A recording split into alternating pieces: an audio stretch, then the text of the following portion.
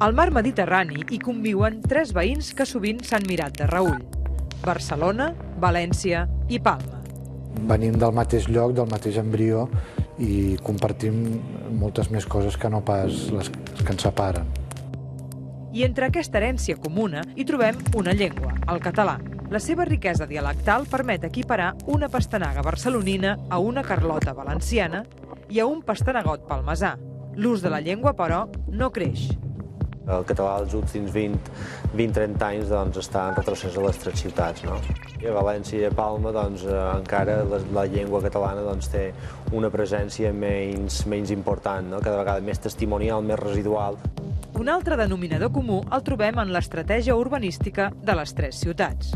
Per dinamitzar una zona degradada, s'opta per crear un esdeveniment que justifiqui aquesta reconversió.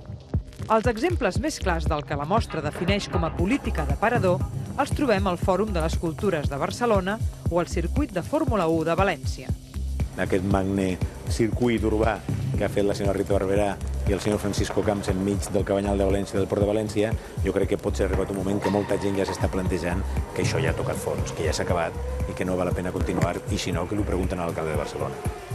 I, posats a ser crítics, tampoc no falta un apartat dedicat a la corrupció, present a les tres ciutats. Aquí, l'estrella és la maqueta de la casa de Fèlix Millet, construïda sobre un mar de bitllets de 500 euros. Si es farà un estudi seriós de corrupció en les tres ciutats, farien falta 3 o 4 espais com aquests.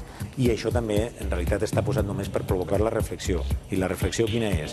Que no podem continuar així, o que no hauríem de continuar així.